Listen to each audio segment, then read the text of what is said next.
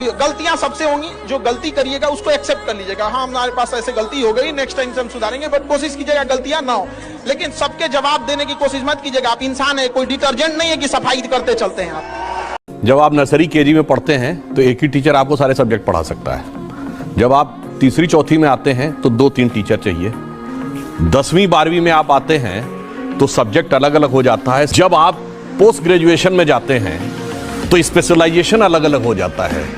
और जब आप पीएचडी में जाते हैं तो टॉपिक एक एक हो जाता है। यानी वो एक सब्जेक्ट जिसको आप केजी में कहते थे सबे मिला के एक हैं, वो पीएचडी तक आते आते सैकड़ों हो जाते हैं। तो बस इतना समझ लीजिए, हिंदू और भारतीय संस्कृति चेतना के उस स्तर पे थी।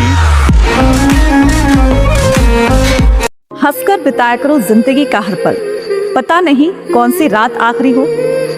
शब्दों को थोड़ा सोच समझ कर बोला करो, क्योंकि पता नहीं कौन सी बात आखिरी हो। मिलते रहा करो अपनों से, क्योंकि पता नहीं जिंदगी में कौन सी मुलाकात आखिरी हो, है ना।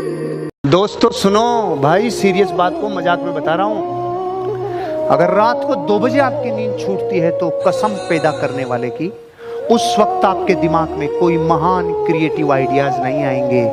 आपको ऐसा ख्याल आएगा ये कोई मर गया तो, अपने कोई बीमार हो गया तो, कोई छोड़ गया तो।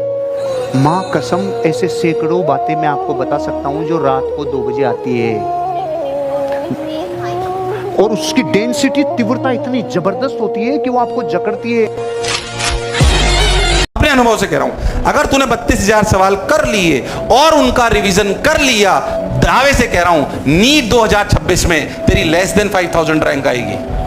मैं सिर्फ डॉक्टर बनने की बात नहीं कर रहा हूं, इसकी कर रहा हूं। अगर ये नंबर 28-30 हजार हो गया तो रैंक 50,000 हो जाएगी, और अगर ये नंबर 25,000 के नीचे चला गया तो सिलेक्शन से बाहर।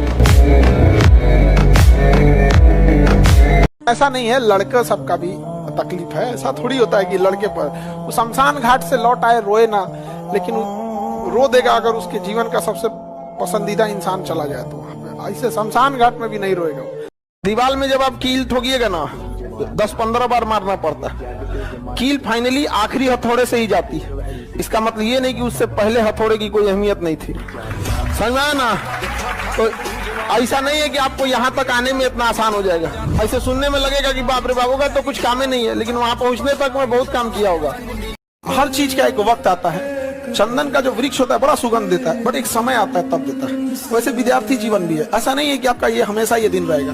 रात कभी कभी लंबी हो जाती है, लेकिन सवेरा होने से नहीं रोक सकती है। और जब तक आप अपने पैर पे कुल्हाड़ी मत मारिए। यहाँ या किसी भी शहर में बच्चों का भविष्य स्वयं वो अपना खुद खराब कर लेते हैं, और 2-4 साल बाद उनको रियलाइज होता है तो उनको आंसू और पछतावा के अलावा कुछ नहीं होता। अगर मैं शिक्षा मंत्री बन गया, जो कि मैं नहीं बनूंगा, मैं जानता हूँ, क्योंकि लोग क्लिप काट के चलाएंगे कि देखो बनना चाह रहा है ना।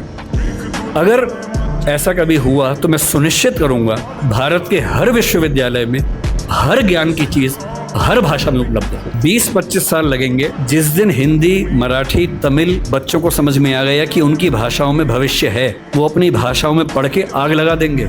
ऐसी ऐसी रिसर्च करेंगे अभी हम कल्पना नहीं कर सकते हैं। और जिस दिन सारी भाषाओं में आत्मसम्मान का भाव आ गया, रिसर्च होने लगी, पढ़ाई होने लगी, उसके बाद आप देखिए फिर क्या होता है। हमारे प्रधानमंत्री जी और गृह मंत्री जी गुरु गोविंद सिंह जी से भी प्रेरणा लेते हैं, शिवाजी महाराज से भी प्रेरणा लेते हैं, महाराणा प्रताप से भी प्रेरणा लेते हैं। और उनकी तरफ से हमारी नीति के लिए कहना चाहूंगा कि मन में है धैर्य और तन में प्रचंड शौर्य, बन चंद्रगुप्त मौर्य प्रलय मचाएंगे। और महाराणा और शिवा की संतति कहाते हम शीश कट जाए भले झुकने ना पाएंगे। और बार बार छेड़िए ना भारत स्वाभिमान को, अन्यथा बाद में बहुत पछताएंगे। सौगंध मां भवानी की उठेगी ललकार, जब आपके घरों पे चील कौवे मंडराएंगे। पसंद और प्रेम में यही अंतर है। जब आप किसी फूल को पसंद करते हैं तो उसे तोड़ लेते हैं, जब किसी फूल को प्रेम करते हैं तो उसमें पानी डालते हैं। दोनों में बहुत माइन्यूट अंतर होता है। ज्यादातर दुनिया में लोग आपको पसंद करने वाले मिलेंगे, समझ गए कि नहीं। माँ बाप और अपने बहुत कम लोग होंगे जो आपको प्रेम करेंगे। अगर कोई भी तुम्हारे घर में घुसकर तुम्हारे माँ बाप, भाई बहन को मारने की कोशिश करता है तो आईपीसी की धारा 96 के तहत तुम कानून को अपने हाथ में ले सकते हो।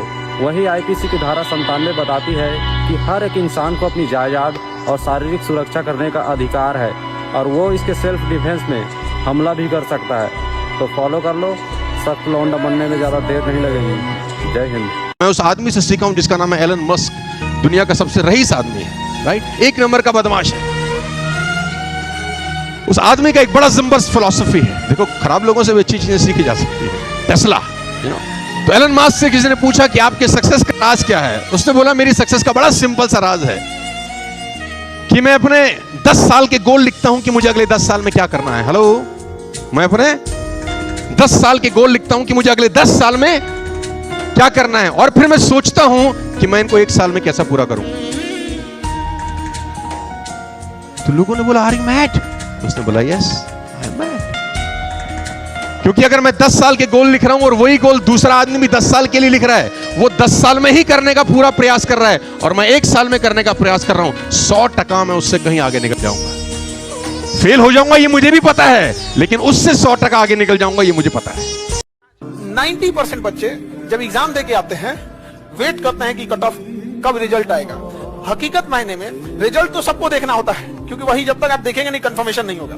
लेकिन जिन बच्चों का रिजल्ट होना होता है ना, वो एग्जाम हॉल में उन्हें पता चल जाता है कि मेरा रिजल्ट हो गया। आप क्वेश्चन सॉल्व कर रहे हो, 100 में से कितना क्वेश्चन सॉल्व कर दिए ये आपको नहीं पता चल जाएगा।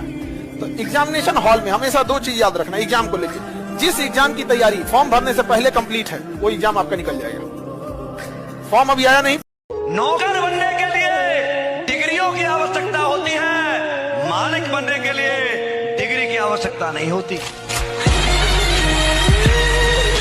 पर याद रखना, वो आदमी ही क्रांति करता है जो अकेला चलता है।